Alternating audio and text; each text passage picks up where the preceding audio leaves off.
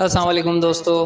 مصر، اردن اور متحدہ عرب امارات کے بعد اب بحرین مشرقی وسطیٰ کا چوتھا ملک بن گیا ہے جس نے اسرائیل کے ساتھ سفارتی تعلقات قائم کر لیے ہیں۔ حال ہی میں اسرائیل اور بحرین نے اپنے تعلقات کو مکمل طور پر معمول پر لانے کے لیے ایک تاریخی معاہدے پر اتفاق کیا۔ گزشتہ ماہ اگست میں متحدہ عرب امارات اور اسرائیل کے مابین ہونے والے امن معاہدے پر عمل درآمد کا باضابطہ آغاز اس وقت ہوا جب اسرائیل سے پہلی پرواز سعودی فضائی حدود استعمال کرتے ہوئے UAE پہنچی۔ متحدہ عرب امارات اور بحرین کے ساتھ ان امن معاہدوں نے عرب ممالک اور اسرائیل کے مابین سفارتی تعلقات کے ایک نئے باب کا آغاز کیا ہے، کیونکہ اس سے قبل کئی اشروں سے زیادہ عرصے عرب ممالک مسئلہ فلسطین اور مسلم دنیا کے تیسرے مقدس شہر مشرقی یروشلم کے پیش نظر اسرائیل کا بائیکاٹ کرتے رہے ہیں۔ اسرائیل سے تعلقات بحال کرنے کے حوالے سے عرب ممالک کی یہ درینہ شرط رہی ہے کہ جب تک اسرائیل فلسطین کو علیحدہ ریاست کا درجہ نہیں دیتا، وہ عرب ممالک اس کے ساتھ کسی طرح کا سمجھوتا نہیں کریں گے۔ یاد رہے کہ فلسطین کے رہنما نے علیحدہ فلسطینی ریاست کے قیام کے بغیر متحدہ عرب امارات کی جانب سے اسرائیل کو تسلیم کرنے کو دھوکہ دہی قرار دیا تھا۔ سن 1948 یعنی جب سے اسرائیل ایک آزاد ملک کی حیثیت سے معروض وجود میں آیا ہے، عرب ممالک کے اسرائیل کے ساتھ تعلقات کشیدہ رہے ہیں۔ سن 1948 میں ہی کچھ عرب ممالک نے نئے قائم ہونے والے اس ملک کے وجود کو ختم کرنے کی ناکام کوششیں بھی کی تھیں۔ سن 1949 میں مصر کی فوج نے ایسی ایک کوشش کی تھی، تاہم بعد ازاں مصری افواج کو پیچھے ہٹنا پڑا تھا۔ تاہم سن 1979 میں اسرائیل کے ساتھ امن معاہدے پر دستخط کرنے والا پہلا ملک مصر ہی تھا۔ اس معاہدے کی وجہ سے عرب لیگ نے مصر کی رکنیت بھی منسوخ کر دی تھی۔ مصر کے بعد اردن نے سن 1994 میں اسرائیل کے ساتھ امن معاہدے پر دستخط کیے تھے۔ اب متحدہ عرب امارات اور بحرین نے بھی اسرائیل کو تسلیم کر لیا ہے، اور اسی کے ساتھ ہی مشرق وسطیٰ میں اسرائیل کے لیے نئی راہیں کھل گئی ہیں۔ دوسری جانب ایران اور ترکی جیسے ممالک نے مشرق وسطیٰ کے ممالک کی جانب سے اسرائیل کو تسلیم کرنے کی اس پیش رفت پر سخت اعتراض کیا ہے اور اس کی شدید الفاظ میں مذمت کی ہے۔ اسرائیل کے حوالے سے مشرق وسطیٰ کے ممالک کے رویوں میں آنے والی ان سیاسی تبدیلیوں کے بارے میں ماہرین کا کہنا ہے کہ اس کی بڑی وجوہات میں ایران کی بڑھتی ہوئی طاقت، تیل کی قیمت میں کمی، خلیجی ممالک میں حکومتوں کے خلاف بغاوت کے خطرات اور امریکی حمایت کے خاتمے کا خوف ہے۔ متحدہ عرب امارات اور بحرین کے بعد اس بات کا قوی امکان ہے کہ اسرائیل کا جلد ہی عمان کے ساتھ امن معاہدے پر دستخط ہو سکتے ہیں، اور اس کے ساتھ ہی دونوں ممالک کے مابین باضابطہ سفارتی تعلقات کا آغاز ہو سکتا ہے۔ عمان کے اسرائیل کے ساتھ غیر رسمی تجارت گزشتہ کچھ برسوں سے جاری ہے۔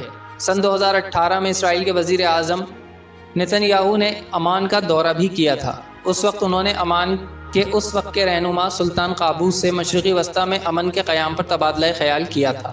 اگرچہ عمان نے اسرائیل کو تسلیم کرنے اور اس کے ساتھ کسی بھی طرح کے معاہدے کے امکان کے بارے میں باضابطہ طور پر ابھی تک کچھ نہیں کہا ہے، تاہم عمان نے بحرین اور اسرائیل کے مابین امن معاہدے کا خیر مقدم کیا ہے اور اسے اسرائیل اور فلسطین کے مابین امن کے قیام کی جانب ایک اہم قدم قرار دیا ہے۔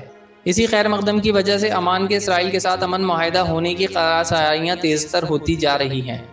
دہلی میں قائم جواہر لال نہرو یونیورسٹی میں ویسٹ انڈیا سینٹر کے پروفیسر آفتاب کمال پاشا نے اس بات کا امکان ظاہر کیا ہے کہ عمان اسرائیل امن معاہدہ جلد ہو سکتا ہے۔ وہ وضاحت کرتے ہیں کہ عمان اور اسرائیل کے درمیان پرانے تعلقات رہے ہیں۔ عمان خلیج کا پہلا ملک تھا جہاں میڈرڈ کانفرنس کے بعد سن 1992 میں آبی تحقیق پر مبنی ایک مرکز کھولا گیا تھا۔ اسرائیلیوں کا باقاعدگی سے یہاں آنا جانا تھا۔ انہوں نے کہا کہ اسرائیل کے اس وقت کے وزیر اعظم رابن بھی وہاں گئے تھے، اور اس کے بعد شمون پیرز نے بھی عمان کا دورہ کیا تھا، جبکہ نتن یاہو نے سن 2018 میں عمان کا دورہ کیا۔ اس کے علاوہ بہت سارے اسرائیلی وزیروں نے بھی عمان کے دورے کیے ہیں۔ انہوں نے مزید کہا کہ دوسری طرف امریکہ عمان پر اسرائیل کو ساتھ لے کر چلنے پر زور دیتا رہا ہے، لیکن عمان کی اپنی ایک مخصوص خارجہ پالیسی رہی ہے۔ ایران کے ساتھ اس طرح کے پرامن خارجہ پالیسی اور اچھے تعلقات کے تناظر میں کیا عمان کے اسرائیل کے ساتھ مل جانے سے نئی الجھنیں پیدا ہو سکتی ہیں؟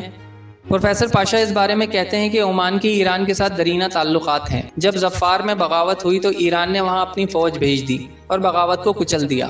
انقلاب کے بعد بھی ایران کے ساتھ عمان کے اچھے تعلقات رہے ہیں، اور جب سن 1989 میں مصر نے پہلی بار اسرائیل کے ساتھ امن معاہدہ کیا تو عمان واحد ملک تھا جس نے اس کا کھل کر استقبال کیا تھا۔ لہٰذا عمان عام طور پر ایران، ترکی، اسرائیل اور یہاں تک کہ عراق کے ساتھ بھی توازن کی پالیسی پر عمل پیرا ہے۔ جب خلیجی ممالک نے صدام حسین سے رشتہ توڑ لیا اس وقت بھی عمان نے ایسا کرنے سے انکار کر دیا تھا۔ سلطان قابوس کی خارجہ پالیسی کی یہ ایک خصوصیت تھی، لیکن ابھی تک نئے سلطان کا موقف واضح طور پر سامنے نہیں آ سکا ہے۔ وہ مزید کہتے ہیں کہ جس طرح سے نئے سلطان ہیثم بن طارق السعید نے وزیر خارجہ کو ہٹا دیا، اس سے یہ محسوس ہوتا ہے کہ وہ اسرائیل کے بارے میں کوئی جلد بازی نہیں کرنا چاہتے۔ عمان کے سعودی عرب اور متحدہ عرب امارات سے کوئی بہت اچھے تعلقات نہیں ہیں، کیونکہ متحدہ عرب امارات عمان میں سلطان قابوس کا تختہ پلٹنا چاہتا تھا۔ سلطان قابوس اسی وجہ سے بہت ناراض تھے۔ سلطان قابوس یمن کے معاملے میں بھی ان دونوں ممالک سے ناراض تھے، کیونکہ یمن کی جنگ کی وجہ سے پناہ گزین کے مسئلے سے عمان کو بہت پریشانی کا سامنا کرنا پڑا تھا۔ اس لیے اب نئے سلطان پرانی پالیسی پر ہی عمل پیرا رہتے ہیں یا آزادانہ نئی پالیسی اپناتے ہیں، یہ آنے والا وقت بتائے گا۔ آج تک کی ویڈیو میں اتنا ہی، اگلی ویڈیو تک کے لیے ہمیں اجازت دیجیے۔ اللہ حافظ۔ مزید معلوماتی ویڈیوز دیکھنے کے لیے ہمارے چینل کو لائک کریں، سبسکرائب کریں اور ساتھ ہی دیے گئے بیل آئیکن کو پریس کریں تاکہ آپ کو ہماری تمام ویڈیوز کے نوٹیفیکیشن بر وقت ملتے رہیں۔